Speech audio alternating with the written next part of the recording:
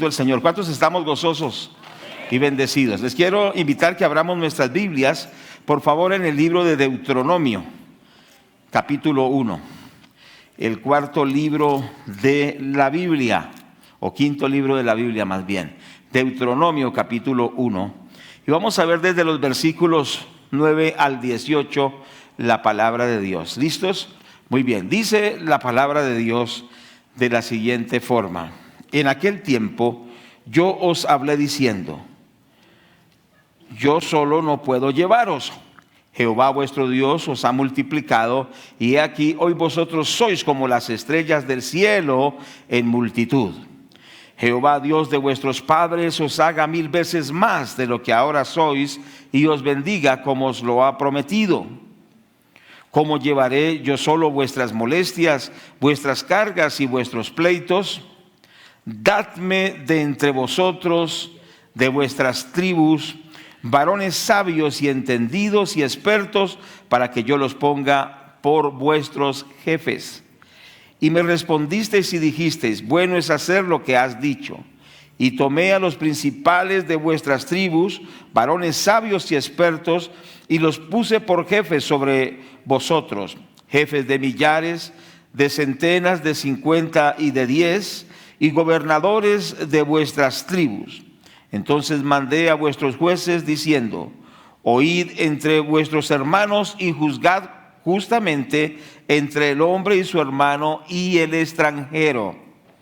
No hagáis distinción de persona en el juicio. Así al pequeño como al grande oiréis. No tendréis temor de ninguno, porque el juicio es de Dios. Y la causa que os fuere difícil la traeréis a mí, y yo la oiré. Yo os mandé pues en aquel tiempo todo lo que habíais de hacer. Amén. Bendito Dios, bendito el Señor. Bueno, gracias a Dios. Quiero que compartamos acerca del tema entendiendo el gobierno civil según la Biblia. Entendiendo el gobierno civil según la Biblia. Es importante entender que Dios estableció las instituciones. La primera institución que Dios estableció es la familia, ¿cierto? Recordamos en el libro del Génesis que estableció Dios el matrimonio y estableció entonces la familia como la principal institución de la sociedad. Familias fuertes, sociedades fuertes, naciones fuertes.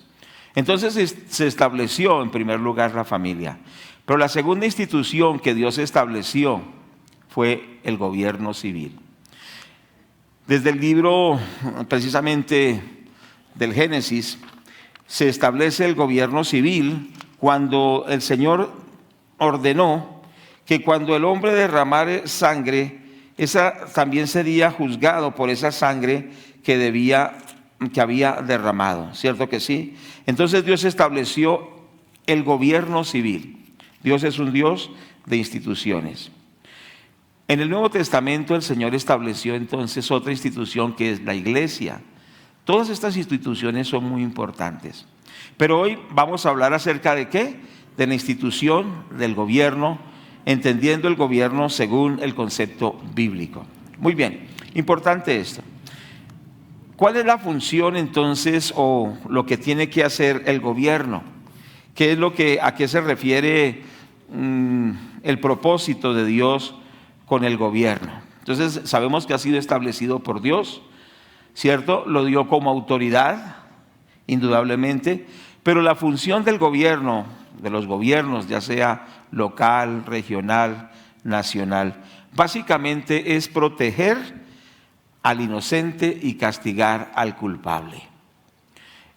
Nosotros miramos en el libro de los Romanos capítulo 13, tengamos en cuenta esa frase tan sencilla: proteger al inocente y castigar al culpable. Miremos en el libro de los Romanos capítulo 13 y observamos entonces cómo Dios precisamente nos habla del gobierno civil y nuestra actitud que debemos tener hacia el mismo. ¿Cuál es la función del gobierno? La he dicho 2 veces. Básicamente proteger al inocente y castigar al culpable. Miremos en Romanos capítulo 13, dice la palabra: sométase toda persona a las autoridades superiores, porque no hay autoridad sino de parte de Dios, y las que hay por Dios han sido establecidas. De modo que quien se opone a la autoridad, a lo establecido por Dios resiste, y los que resiste acarrean condenación para sí mismos.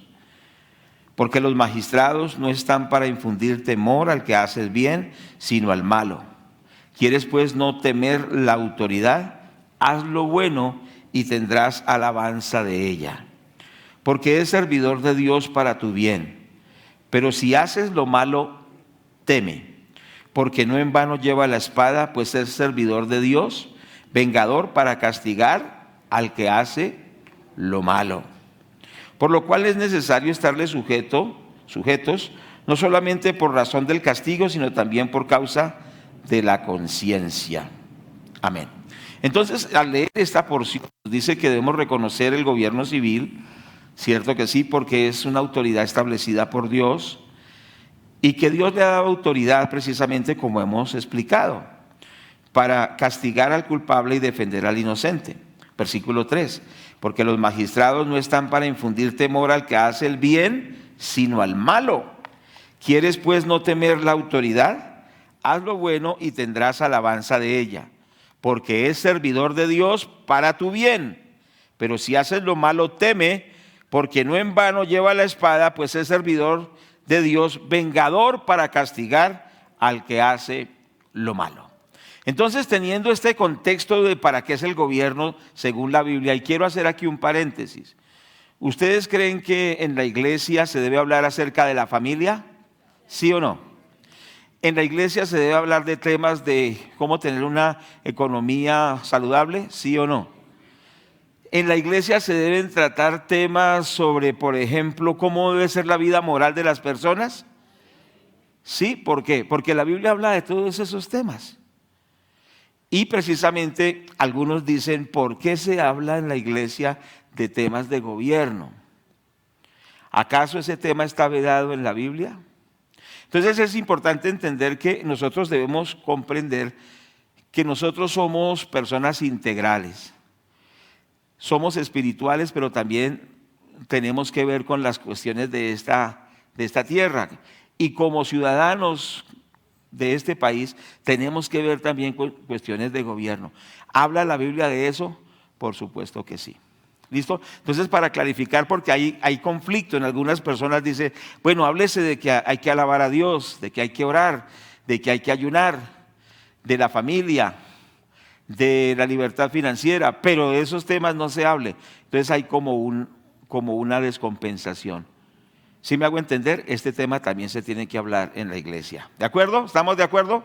Entonces, al volver a retomar el tema, entonces vemos que la Biblia habla de gobierno, la segunda institución. Segundo, el propósito del gobierno, entonces, básicamente es proteger al inocente y castigar al culpable. El gobierno debe producir un arbitrio y ejercer justicia, ¿cierto que sí? Es decir, que los derechos de cada persona se defiendan. Por ejemplo, el derecho a la vida. Los gobiernos deben proteger la vida, ¿estamos de acuerdo? Y empezando por la vida en el vientre, ¿están de acuerdo? Proteger al no nacido. Los gobiernos deben proteger los derechos a la vida, a la libertad de conciencia y de expresión. Es decir, que los gobiernos deben proteger que haya libertad de fe y de expresión de la fe, ¿cierto? Y de la creencia. Deben protegerse esos derechos de adorar a Dios, de glorificar al Señor, de proteger la familia, ¿cierto que sí? Y algo también muy importante, de proteger la propiedad privada. Un gobierno debe respetar la propiedad de las personas, ¿cierto? Que digamos con su trabajo, con su esfuerzo o por una herencia o por alguna situación lícita que la persona tiene una propiedad, el gobierno debe respetar esa propiedad privada, el derecho de esa propiedad privada, ¿cierto? Es decir, debe también apoyar a la persona que produce y respetarle lo que ha producido y no quitárselo, ¿cierto? Ni permitir que otro le quite. Por eso, básicamente, el gobierno debe proteger al inocente y castigar al culpable. Es algo una expresión muy básica, pero por supuesto es muy profunda, porque si usted empieza a ahondar, el gobierno debe proteger los derechos de las personas, tanto las libertades, pero también velar para que la gente cumpla con sus responsabilidades ante la ley. Por eso un gobierno no puede basarse sencillamente en una persona, sino que debe basarse en unas leyes. Por eso hay una constitución y hay unas leyes. ¿Qué les parece, amados hermanos, que el primer gobierno constitucional en el mundo fue la nación judía? Porque Dios estableció el gobierno, pero también estableció la constitución del gobierno. Entonces, ¿qué quiere decir? Un gobierno no puede sencillamente decir, como la mayoría quiere tirarse de cabeza a un precipicio, y como se dice en los discursos, el pueblo es el que decide. Entonces un pueblo alocado se tira a un precipicio, pero un pueblo que está sujeto a unas normas que se llaman una constitución nacional va a vivir en libertad y en orden. Entonces por eso, por ejemplo, como Colombia, una democracia constitucional. Es decir, hay un gobierno, pero hay algo que rige el gobierno que se llama la Constitución Nacional. Y así es con Dios. Dios tiene una constitución de constituciones que es su santa y su bendita palabra.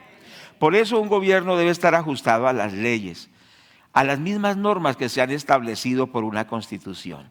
Y el propósito del gobierno, ¿cuál es? Dijimos, proteger al inocente y castigar al culpable. Es decir, que los derechos de las personas se respeten y no permitir que se abusen ni se pasen los límites, sino que haya ese cuidado de protección. ¿Estamos de acuerdo? El gobierno es importante, porque si no hay gobierno va a haber anarquía. Cada uno va a hacer ley en sí mismo. Por eso la palabra de Dios nos dice, en primer lugar, que reconozcamos el gobierno, y en segundo lugar nos dice que oremos por los gobernantes. ¿Cierto que sí? Para que vivamos justa, recta, piadosamente. Entonces la iglesia debe entender que acatamos el gobierno, pero también oramos por el gobierno. ¿Cuántos oran por nuestros gobernantes? Que Dios les dé sabiduría, que Dios los guíe. Esto es muy importante. Y estos temas tienen que tratarse en el pueblo del Señor.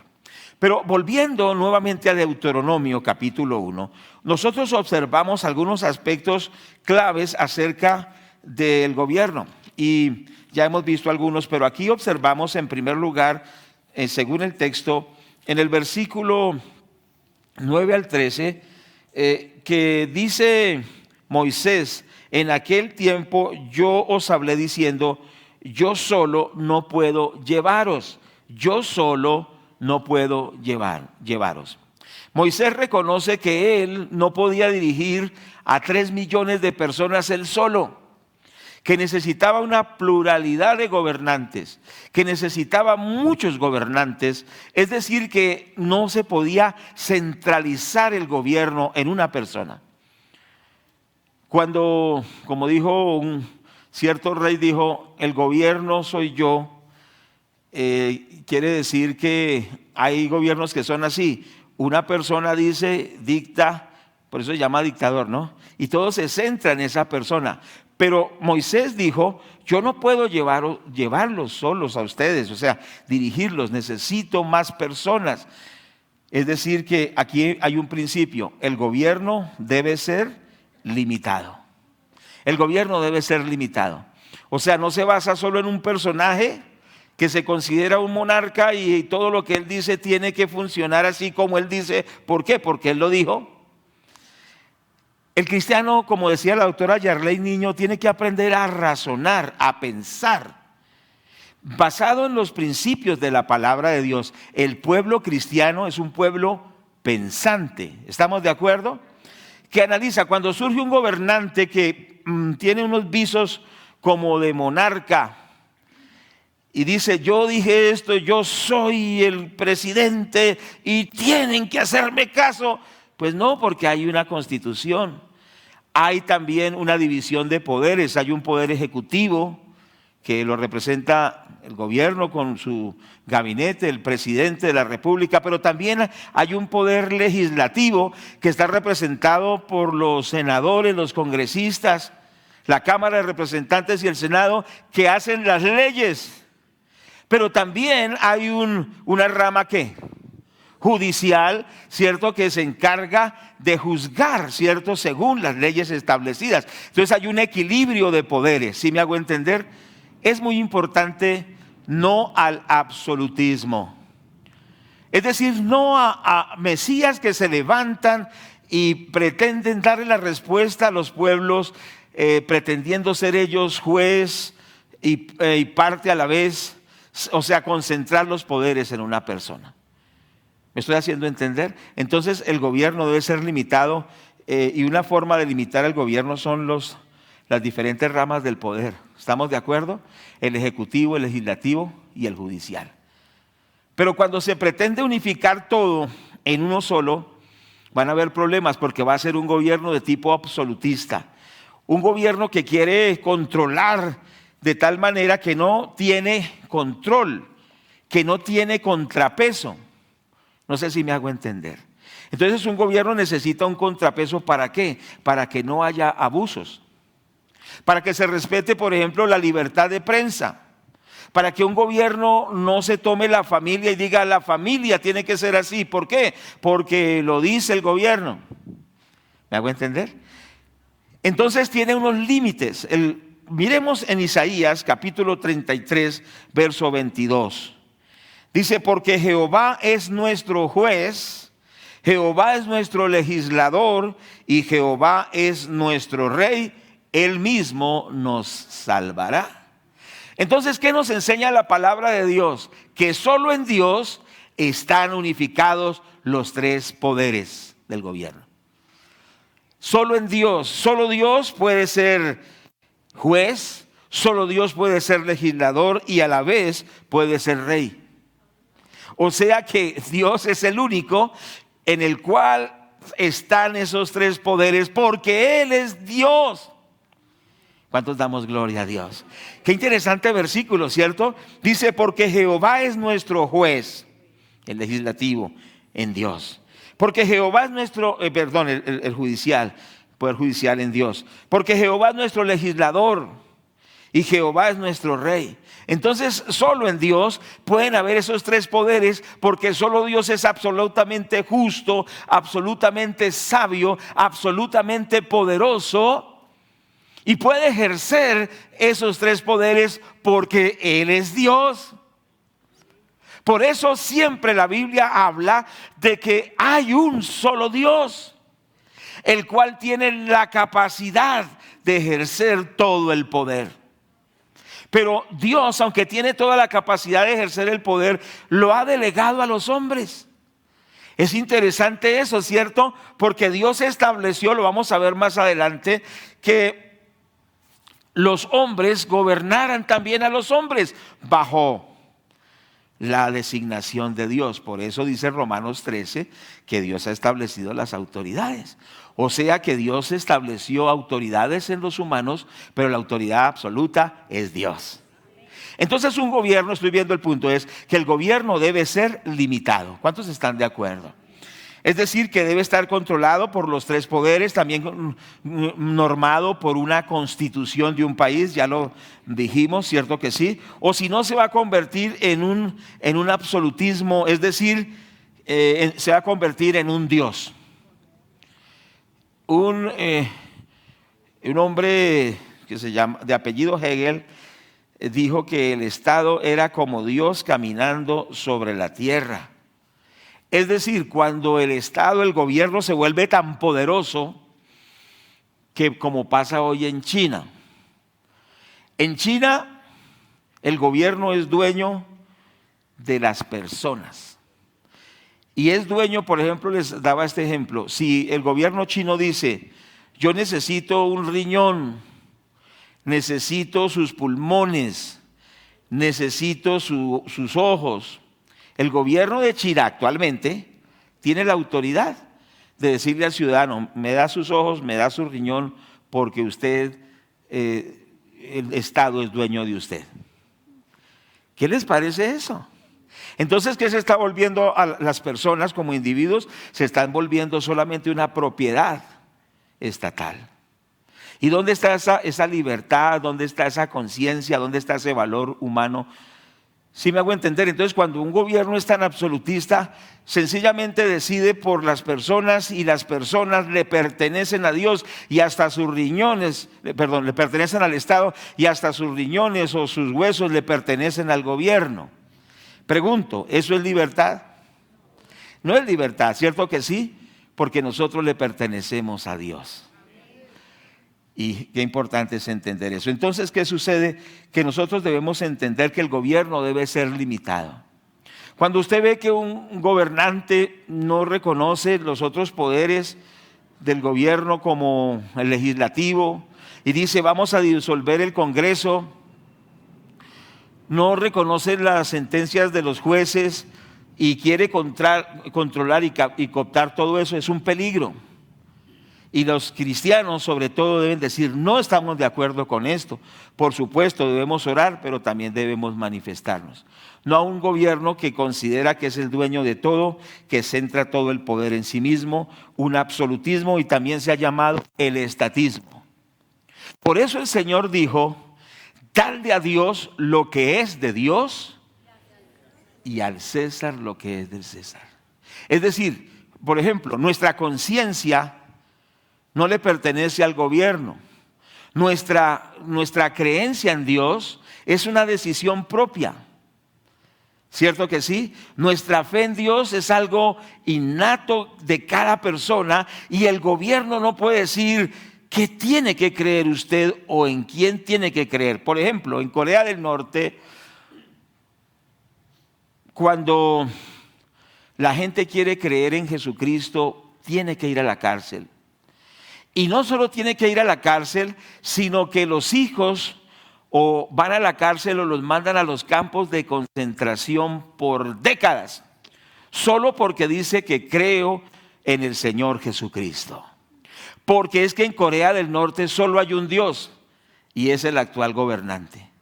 Tienen que adorarlo, no solo reconocerlo como máxima autoridad política y gubernamental y judicial, sino que tienen que reconocerlo como Dios. En Corea del Norte, el que no reconozca al gobernante como Dios está en un delito, es un criminal y es enviado a los campos de concentración. No solo él, sino también su familia. Por eso la iglesia cristiana es un factor también importante, porque muchas veces la iglesia es pasiva en estos temas y la iglesia no ora por estas situaciones y no se da cuenta que al ser pasiva la iglesia está permitiendo que en el mismo país donde esa iglesia está se establezcan situaciones que van contra la misma fe en Cristo.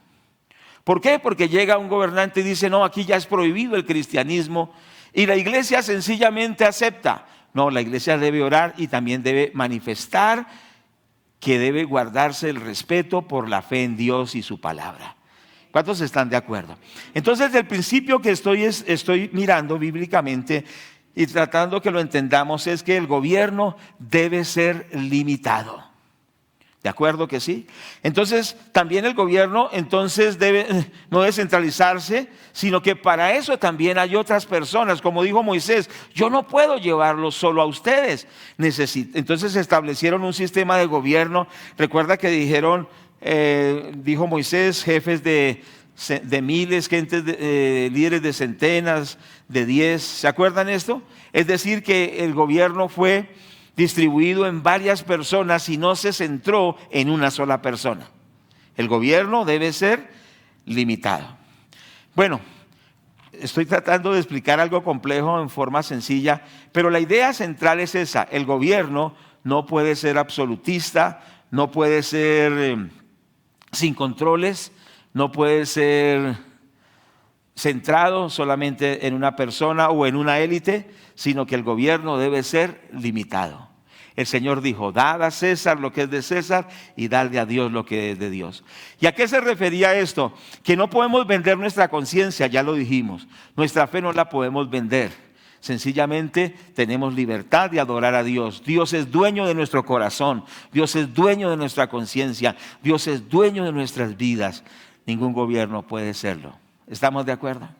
Bueno, primer aspecto. Segundo aspecto es que Dios ha querido que los pueblos escojan a sus gobernantes. Pongámosle mucha atención. La democracia griega hablaba precisamente de eso, de que los pueblos eligieran sus gobernantes. Pero antes de eso, muchos siglos antes, Dios ya lo había dicho y lo había declarado a través de Moisés. ¿Cierto que sí? Y nosotros observamos precisamente en este texto de la palabra de Dios, donde Moisés dice al pueblo de Israel que le dé, versículo 13, Deuteronomio 1:13. Recuerden que estamos mirando Deuteronomio. Dice, dadme de entre vosotros, 1:13, dadme de entre vosotros, de vuestras tribus, varones sabios y entendidos y expertos, para que yo los ponga por vuestros jefes. Lo volvemos a leer. Dice, dadme de entre vosotros, de vuestras tribus, varones sabios y entendidos y expertos, para que yo los ponga por vuestros jefes. Entonces Moisés está diciendo, escojan sus gobernantes. Denme de en medio de sus familias, de sus tribus, de la gente de ustedes, denme gente que los gobierne. Es decir, elijan sus gobernantes. Entonces ese concepto de elegir gobernantes no es algo que se estableció en el paganismo, sino es algo que lo establece la Biblia. ¿Cierto que sí? Qué gran responsabilidad. Usted sabe que los gobernantes son lo que los pueblos se merecen. ¿Cuántos me están escuchando? ¿Por qué? Porque esos pueblos los han escogido. Y entonces los pueblos tienen que ser sabios, porque es una gran responsabilidad. Ustedes ven hoy pueblos que están en la gran pobreza porque pensaron que un hombre iba a ser su Mesías, que iba a ser su Salvador, y por lo general ellos hablan del pueblo sufrido, del pueblo trabajador, del pueblo, pero es solo un discurso, porque el pueblo son ellos. Aún algún personaje colombiano dijo, el pueblo soy yo, porque quieren encarnar al pueblo, pero en realidad no les importa al pobre, del cual es su discurso, sino que la gente sigue siendo pobre y más pobre. ¿Cuántos me están oyendo? Y los que algo tienen, la meta es hacerlos pobres. Entonces, ¿cuál es el propósito? Dicen en sus discursos, pues nos conviene que todos sean pobres, porque mientras sean pobres nos van a apoyar, porque nuestro discurso es para los pobres. Pero cuando salen de la pobreza y llegan a subir un poquito, ya no nos quieren seguir. Porque son sistemas que quieren mantener a la gente pobre. Pero yo le pregunto, ¿Dios quiere que la gente viva en la pobreza y en la ruina, o Dios quiere que la gente avance y progrese integralmente? La iglesia cristiana debe ser una iglesia que piensa, que analiza, que tiene la Biblia, pero no de una forma fanática, sino que le pone sentido a las cosas y con la sabiduría de Dios se proyecta. ¿Estamos de acuerdo? Entonces es importante que la gente sepa que debe elegir sabiamente. Porque las personas, por ejemplo, cuando alguien les dice, les voy a dar de todo, les voy a dar un sueldo de 500,000, de 600,000, un ejemplo, ¿cierto? Ahora, ¿de dónde van a salir esos 600? ¿De dónde? ¿Cierto? Entonces, si le va a dar 600 a este, entonces, y este no produce, entonces tiene que quitarle a este que sí produce los 600 a través de impuestos. Ustedes vieron que ahora los impuestos son más onerosos que los de antes, que se incendiaron las ciudades. Y recuerdan que el discurso, ¿cómo es posible los impuestos y ahora son el triple? Entonces, ¿dónde está la coherencia? ¿Por qué? Porque el pueblo, la gente, los pobladores no piensan. La gente solo quiere las cosas gratis, pero lo gratis no existe.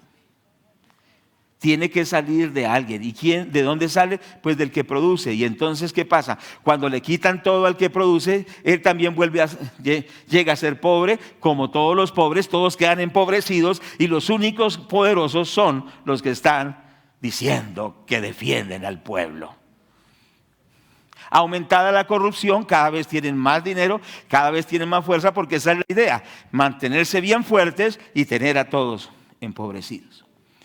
Los pueblos merecen sus gobernantes, porque la gente vende su elección por un plato de lentejas.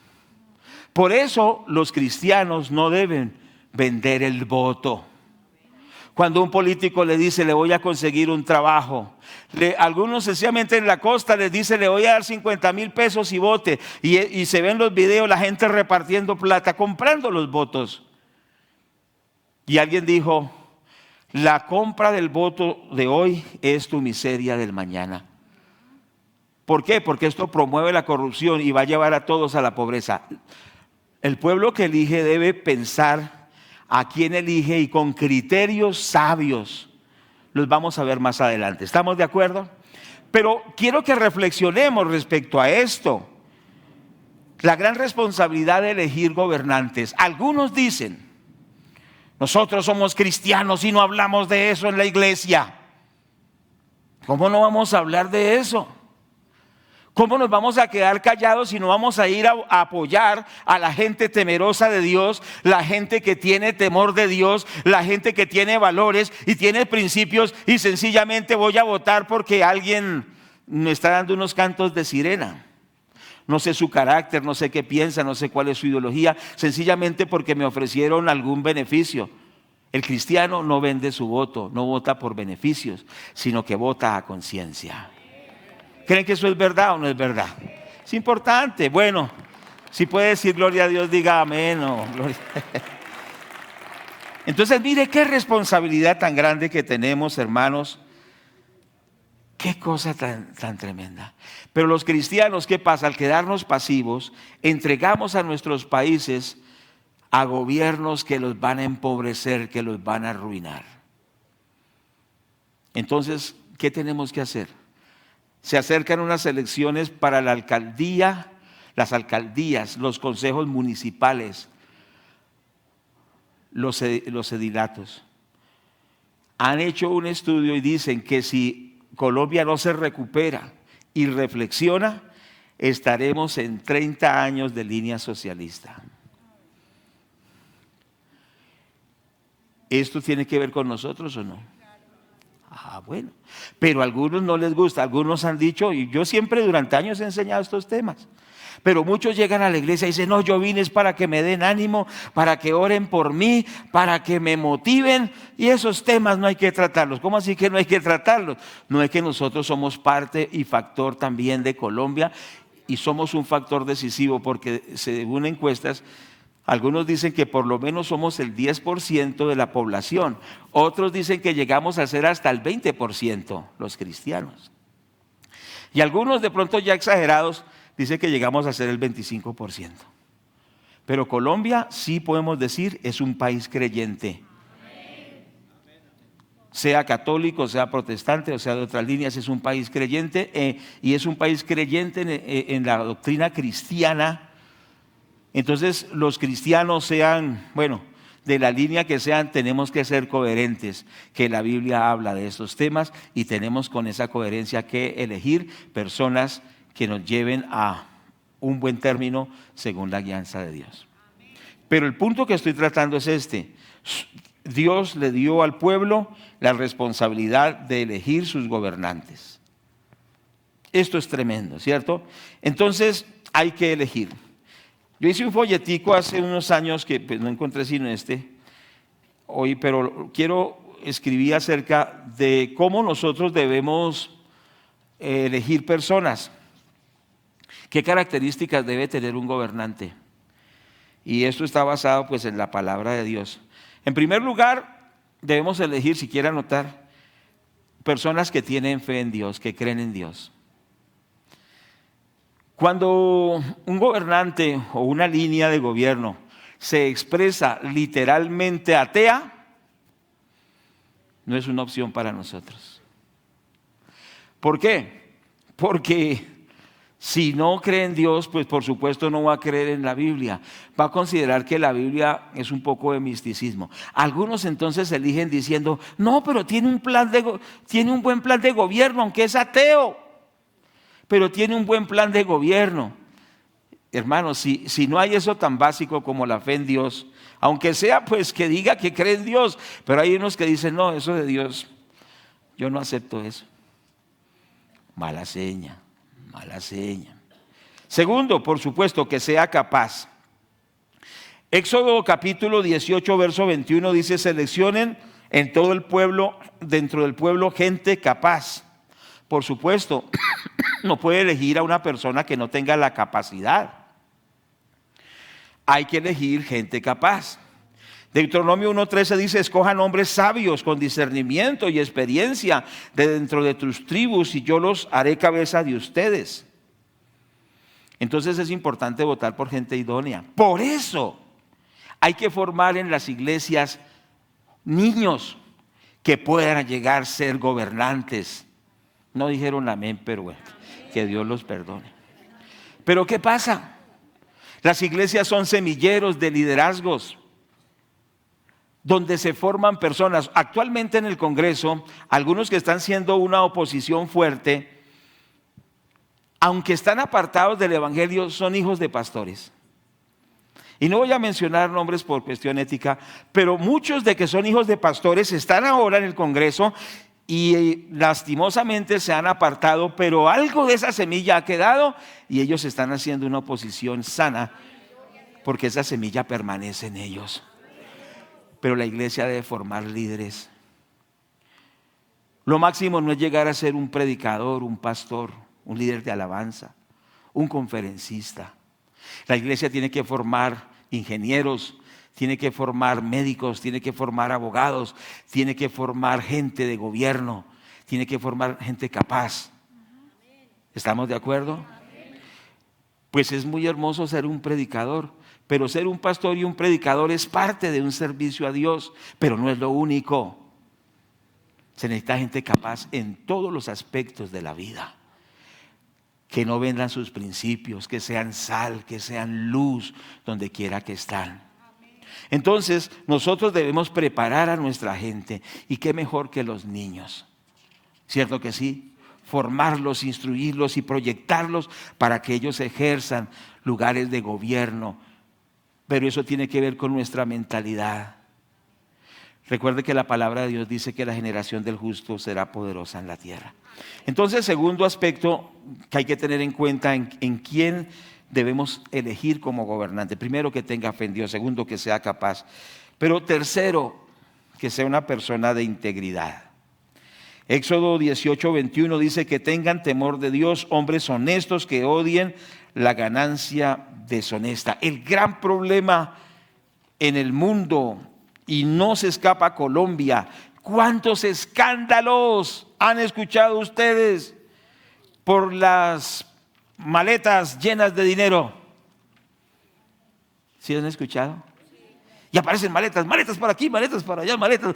Increíble, maletas voladoras por todos lados, maletas.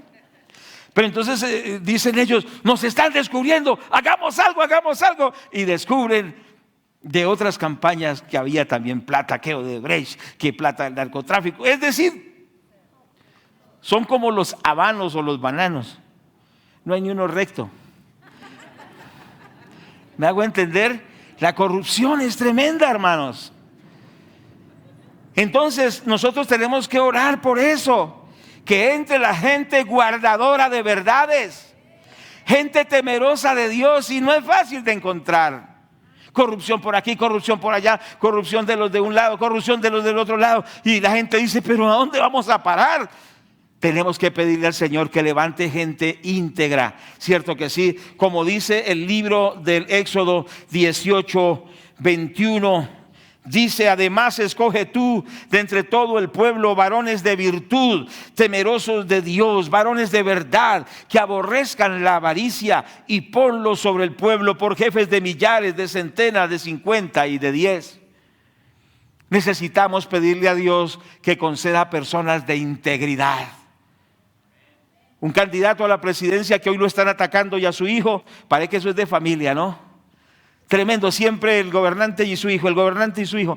Y él estaba diciendo, yo nunca he practicado la corrupción, y ahora le han encontrado mucho dinero de Odebrecht. Por eso la palabra de Dios dice, muchos hombres proclaman su propia bondad, pero hombre de verdad, ¿quién lo hallará? Hay una crisis tremenda en la integridad, en la honestidad, y por eso es motivo de oración, ¿cierto? Por favor, Señor, danos gente íntegra, gente que tenga temor de Dios, gente respetuosa también de las leyes. Qué difícil es eso, ¿cierto? Pero ahí es donde entra el factor iglesia. Que la iglesia ore y que la iglesia predique. La iglesia tiene que predicar contra la corrupción en todos los sentidos, contra el robo, contra la mentira. La iglesia tiene que ser profética. Por eso lo importante de que prediquemos el evangelio y que le quitemos la venda a la gente de sus ojos y le digamos, no, es que a usted no lo va a salvar ningún presidente, ningún alcalde. La corrupción está en el corazón del hombre. Tenemos es que tener temor de Dios y buscar gente honesta, no buscar mesías aquí en la tierra, porque el único salvador se llama Jesucristo. ¿Cuántos me están escuchando? Y yo quiero que hagamos un paréntesis. Sea quien sea la persona por la cual usted va a apoyar, no se enceguezca y diga es que es lo máximo y él quiere la respuesta. Ningún hombre podrá dar la respuesta a Colombia, solo Dios. Pero sí podemos hacer un bien a Colombia escogiendo gente íntegra. Hasta donde nosotros podamos saber que son íntegros, ¿cierto que sí? Pero mire la responsabilidad de elegir. Pero es que no, es que a mí me prometieron que me van a dar una ayuda. Y Marta tuvo un problema, una hermana que decía, no, es que me van a ayudar. Cuando a usted le ofrecen mucha ayuda, recuerde que el gobierno no está para darle ayuda, porque Él no es su proveedor. Alzaré mis ojos a los montes, ¿de dónde vendrá mi socorro? Mi socorro viene del Señor, que hizo los cielos y la tierra. Ningún gobierno, ningún hombre le dará lo que usted necesita. Dios es su proveedor.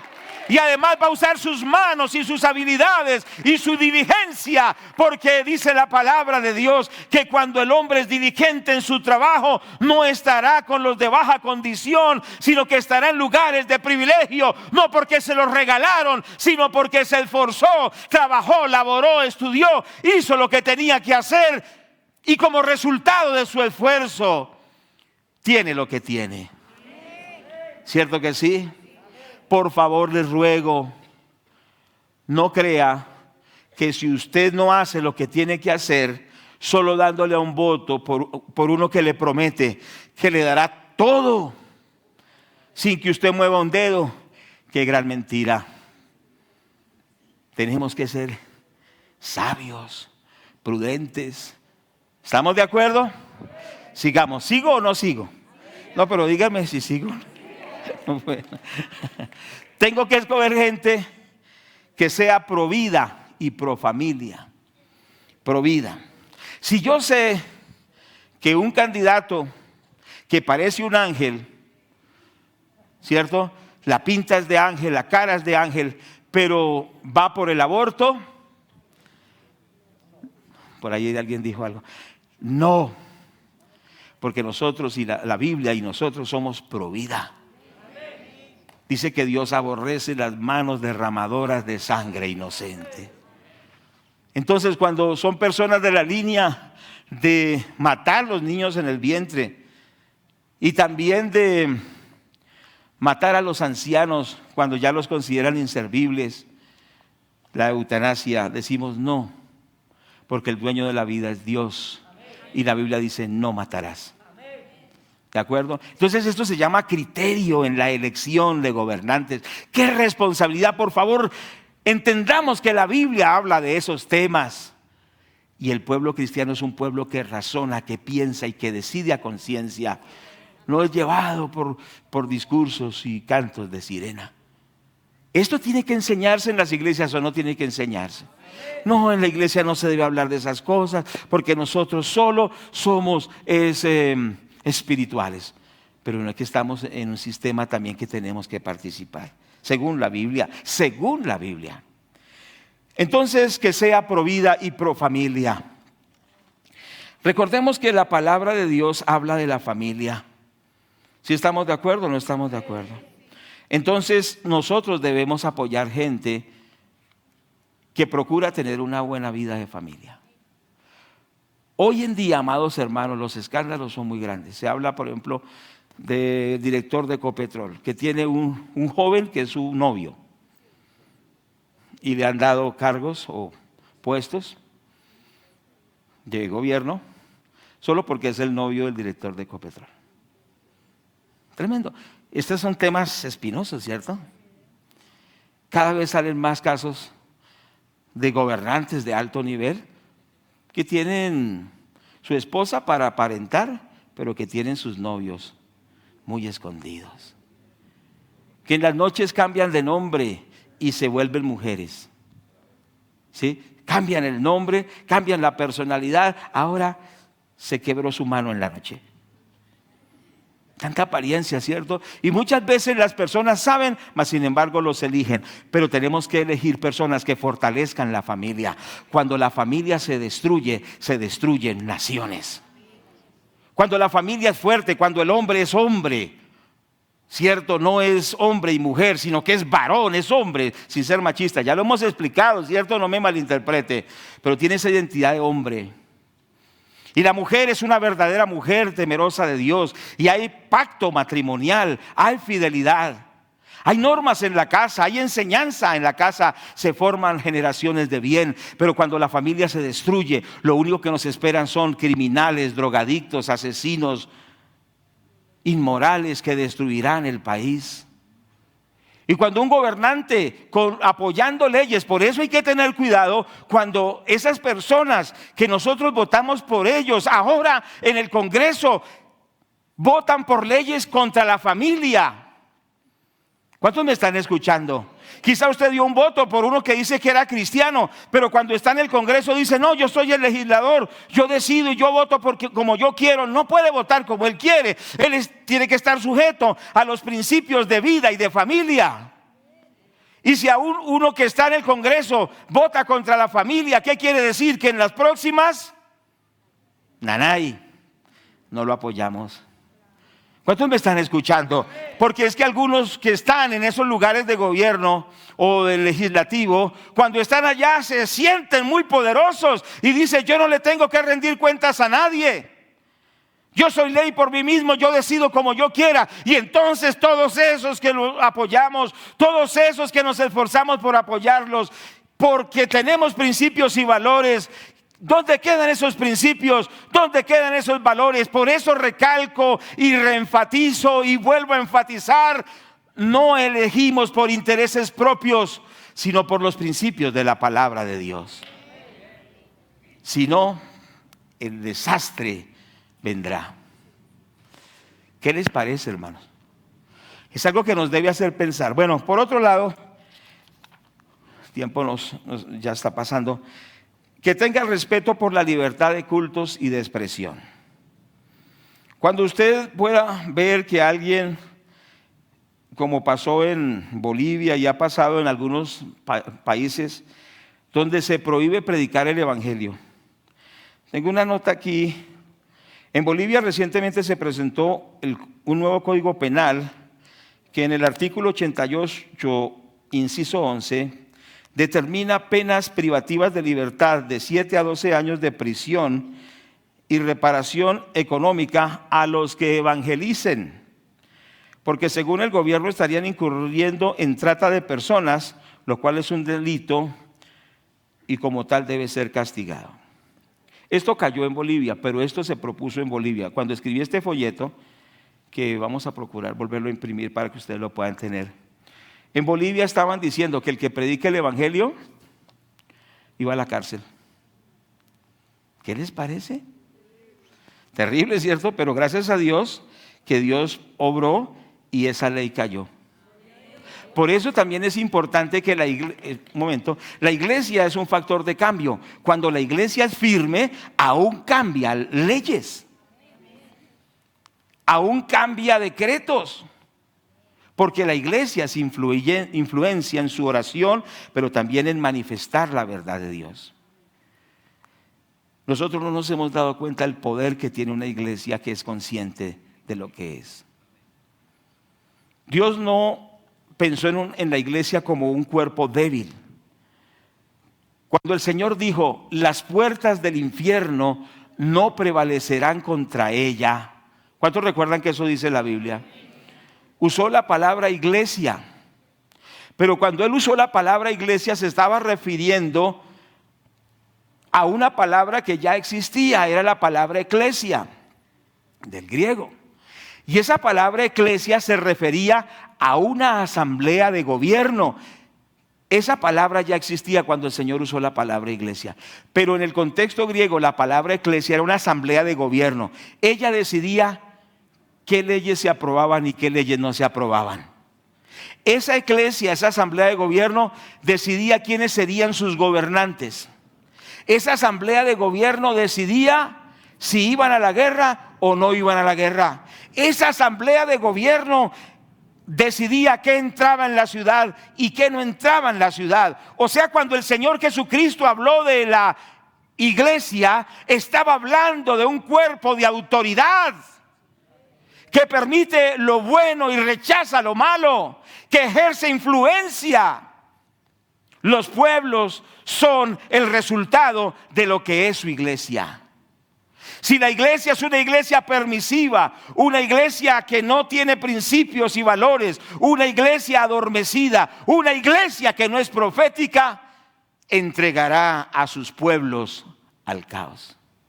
Pero una iglesia que predica la verdad, una iglesia que manifiesta los principios de la palabra, una iglesia que influencia los temas de elegir gente temerosa de Dios, es una iglesia que transforma a un país. Ustedes saben que hubo naciones tan poderosas como los Estados Unidos y desde su constitución se establecieron con los principios de la palabra de Dios. Cuando en Inglaterra los cristianos eran perseguidos, vinieron muchos de Inglaterra a las colonias americanas con algo en mente: servir a Dios, formar familia y trabajar. ¿Qué les parece? Y hay un dato histórico que en el barco del Mayflower, cuando llegaron en 1638 aproximadamente para establecerse en las colonias americanas, decidieron cómo iba a ser su gobierno, porque ellos salían de un gobierno absolutista de Inglaterra que les prohibía la fe, les prohibía servir a Dios, los perseguía. Y ellos dijeron: nosotros no queremos esto, queremos un gobierno que nos dé libertad de adorar a Dios, que nos dé libertad de formar familia y que nos dé libertad de prosperar. Y esos fueron los fundamentos de los Estados Unidos.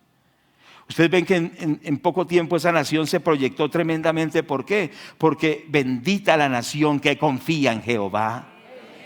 La nación que se basa en el Señor va a ser prosperada. La nación que se basa en los principios de la palabra de Dios va a avanzar. ¿Es verdad o no es verdad? Algunos dicen: no, esos temas no me gustan. No le gustan. Dios le ayude para que le gusten, porque la verdad de Dios habla de todo. Entonces, ¿qué es lo que nosotros debemos mirar en estas personas que vamos a elegir? Que labore por el respeto y la libertad de los cultos, la libertad de adoración, de culto, de expresión. Sexto, que respete la propiedad privada. Ya lo habíamos dicho, ¿cierto que sí? Cuando se habla de exprópiese, es mala seña. ¿Cierto que sí? Porque muchas veces ese término se ha usado es para robarle a la persona lo que ha trabajado y dársela al que no hace nada. Hoy se han favorecido comunidades que los gobiernos, yo he ido muchas veces al Amazonas, al Chocó, lugares, pero hay comunidades que el mismo gobierno les dio ganaderías, por ejemplo, hablando del Amazonas, ganaderías completas. Pasaron unos años, pocos años, y fueron a mirar dónde estaban las vacas, a ver si se habían progresado con las vaquitas. Dice: no, nosotros comernos las vacas. ¿cierto? Y los gobiernos favorecen ese tipo de mentalidad. Solo denme, yo gasto, denme, yo gasto todo. No son principios bíblicos. Y entonces se agarran, no, que son los pueblos ancestrales. Y con ese cuento nos tienen. Y los pueblos ancestrales, cuando vienen y nos incendian la ciudad, cuando vienen con los chamanes y traen brujería y traen unos bastones, y el que se les cruce les dan su palazo, y agarran a nuestros policías y los torturan y hasta los matan y los degüellan, como son los ancestrales y son nuestros indígenas intocables. Entonces, ¿dónde está la ley? ¿Dónde está el orden? Solo son discursos injustos, por cierto. ¿Por qué? Porque con ese caballito de que los afros son los nadies y las nadias, no, perdóneme, le digo con sinceridad, un afro es igual en capacidad a un blanco. Si un afro se esfuerza, busca a Dios, trabaja, será prosperado también. Y alguno puede decir entonces, no, pues que yo soy de una tribu. Pues si usted va, se esfuerza, Dios lo bendecirá, porque la Biblia dice que el que es fiel en lo poco, Dios lo pondrá en lo mucho. Miren los principios de Dios. Los principios de Dios no es victimícese, hágase la víctima, y cuando le tengan lástima, entonces le van a dar todo servido en bandeja de plata. Lo que Dios dice: esfuérzate, sé valiente, como estuve con Moisés, estaré contigo. Qué tremenda es la palabra de Dios. Es decir, que según la palabra de Dios, cualquier persona tiene un potencial de avanzar y de prosperar, y no tiene que victimizarse, sino que con la bendición de Dios todo es posible. ¿Acaso no dijo Josué, no dice en Josué, todo lo puedo en Cristo que me fortalece? ¿Ustedes recuerdan el testimonio del doctor Carver? Bueno, el doctor Carver John Washington Carver, que fue un afro en el contexto de la esclavitud americana de los Estados Unidos. Pero él era una persona tan diligente, que era un estudioso muy acucioso, y era tan aplicado a estudiar que le dieron becas universitarias por su capacidad. La persona vale por lo que es como persona, no por su color de piel. Por eso yo quiero animarles a todos, sea donde usted venga. Pues yo tengo un corte indígena, pero soy hecho a la imagen de Dios. Y no me acomplejo.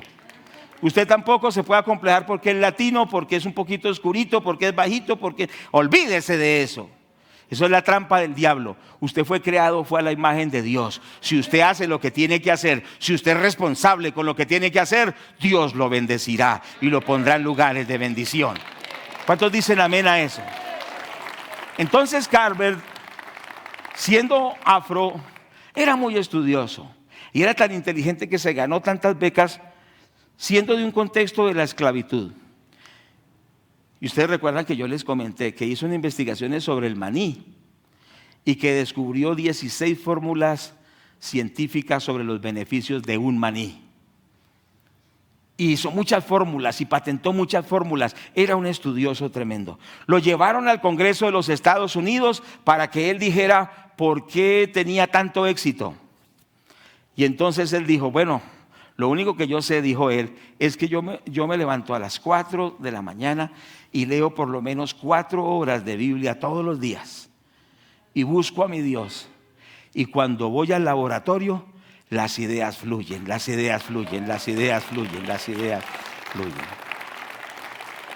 Quiero hablar a los niños que están aquí y a los jóvenes que están aquí y a todos los que estamos aquí. Si nosotros honramos a Dios, hacemos lo que tenemos que hacer, nos esforzamos en lo que tenemos que hacer, Dios nos bendecirá y no necesitaremos las limosnas de nadie. ¿Cuántos dicen amén a esto?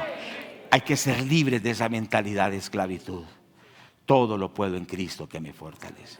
¿Cuánto le damos la gloria a Dios? Qué importante es esto. Amén. Bueno, entonces, usted no puede decir, para que yo tenga algo, que le quiten al que tiene más y me lo den a mí. ¿Sí me hago entender? Eso no es de Dios. Usted decirle: Señor, de lo que tú me has dado, me vas a dar la capacidad de irlo multiplicando. ¿Recuerda la parábola de los talentos? Señor, me diste 5 talentos. Aquí tienes otros 5. Me diste 2 talentos. Aquí tienes otros 2. Y otro dijo: yo soy de las nadies y de las nadias. Me diste solo 1 y lo metí debajo de la tierra porque yo soy muy pobre y nadie me quiere. Yo soy de los marginados, de los que nadie quiere. Pero andan en el helicóptero y tienen un ministerio de cantidad de plata para derrochar y vivir sabroso. Perdóneme que diga las cosas como son. Hoy se premia la ineptitud, se premia la falta de esfuerzo, se premia sencillamente porque no, yo no soy nadie. Entonces, como no soy nadie, todos me deben. Todos me deben, todos me deben. Pero la persona que piensa que todo la abuelita le debe, la mamá le debe, el papá le debe, la iglesia le debe, todo el mundo le debe, esa persona es una víctima y siempre se victimizará y esperará que todos se lo den fácil. Pero el que es responsable dice: yo tengo que luchar por lo que Dios me ha dado. Tengo que guardar mi familia, tengo que guardar los recursos, tengo que guardar mi fe, tengo que desarrollar lo que Dios me ha dado. Esa persona será bendecida por Dios. Y eso somos nosotros, bendecidos por Dios. ¿Cuánto le damos la gloria al Padre? Con ánimo, con gozo. Amén. Bueno, ayúdenme a orar para terminar. Debo escoger personas que respeten la separación de los poderes. Ya dijimos, ¿cierto que sí? Judicial, legislativo y ejecutivo. Cuando veamos visos de eso, alerta, oremos y actuemos. Lord Acton fue un historiador que dijo: el poder corrompe, pero el poder absoluto corrompe absolutamente. Siempre el poder tiene que ser compartido. Y siempre un poder tiene que limitar otro poder. Porque si hay un poder ilimitado, es una fórmula para el fracaso. Por eso, esas personas que vamos a elegir deben respetar la separación de los poderes. ¿Estamos de acuerdo? Sí me hice entender en este punto, ya lo he explicado varias veces. Tercero, que garantice la elección libre de los próximos gobernantes mediante el voto y que no se perpetúe en el poder. Es decir, como dijo un personaje, dijo: esto va para largo, para 4 años, y después dijo: quizá para 8. Y los que lo estaban escuchando hicieron, dijo: no, pues decía. 4 años, terminó, sigue otro. Jesús vino 4 años, lo hizo muy bien, pero sigue otro. Estamos hablando del gobierno civil, ¿estamos de acuerdo? ¿Por qué? Porque si la persona dice: no, este proyecto va para 30 años. En Cuba llevan 65 años y el proyecto les ha ido bien porque todos están pobres. ¿Qué les parece? Pensemos, analicemos, no nos enceguezcamos, miremos, analicemos, veamos si las cosas son reales o no. Entonces, cuando estas personas se perpetúan, ¿qué pasa en Nicaragua? ¿Qué pasa en esos países? Los países cada vez son más pobres. El gobernante siempre promete que las cosas van a ser mejor, que lo elijan esta vez. Y sigue. Ya lo último, como en Corea del Norte, hacen elecciones, pero el único candidato es él. Eso es interesante. Vamos a las elecciones presidenciales y salen los tarjetones y el único candidato es él. Eso es de locos, eso es algo de gente demente. Pero qué importante es entender que cuando nosotros como pueblo de Dios, y no solo como pueblo de Dios, sino como colombianos, la gente entienda estos principios, pues tenemos un futuro mejor. Pero si somos como ciegos y seguimos a los que nos llevan a un hueco. La Biblia habla de todos los temas. Bueno, noveno, perfiles de la persona que vamos a elegir, que crea que es función del gobierno proteger al inocente y castigar al delincuente. No un gobierno que se basa en la impunidad y premia al delincuente. Y esto yo lo escribí hace años y mire lo que está pasando hoy. Hoy se quiere premiar al delincuente. En el primer discurso del gobernante actual, dijo: ordeno que saquen a los de la primera línea. ¿Cuántos recuerdan eso? Pero resulta que habían cometido delitos, 600 muchachos aproximadamente en la cárcel. ¿Por qué? ¿Porque no les caían bien? No, porque habían cometido delitos. Por eso hay unos códigos, hay una constitución y hay unas leyes. Código de policía, código penal, la Constitución Nacional. Los jueces tienen que someterse a esas leyes. El Ejecutivo tiene que respetar esas leyes y esos fallos judiciales, porque si no se vuelve sencillamente un dictador.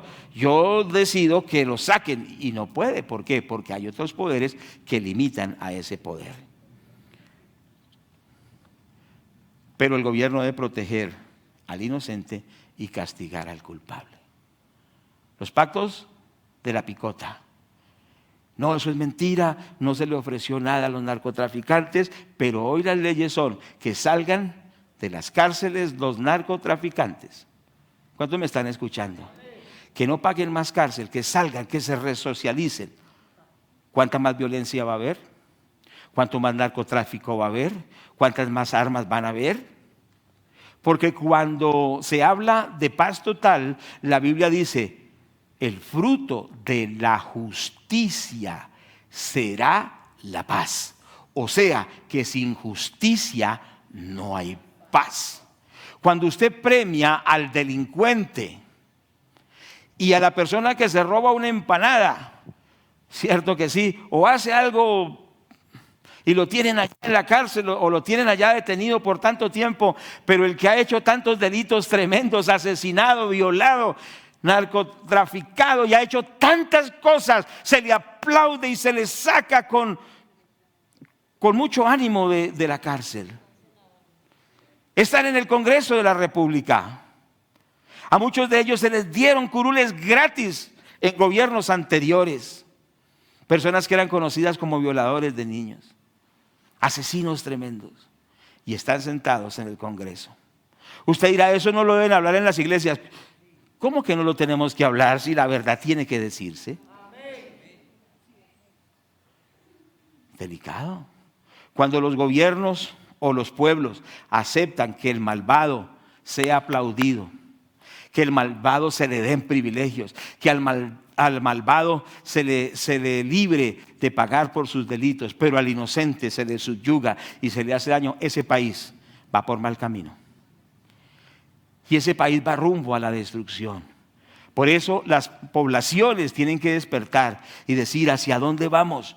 No podemos aceptar esto. Pero todo esto tiene que mirarse cuando usted va a elegir. Ya tengo que ir concluyendo. Cuando usted va a elegir, usted tiene que analizar quién es esa persona. ¿Cuántos me están escuchando? Si promueve la iniciativa y la libre empresa también, etcétera, etcétera. Pero usted debe evaluar por quién va a votar. Hay un libro que se llama, del doctor Mark Vilais, que se llama Atalayas sobre los muros.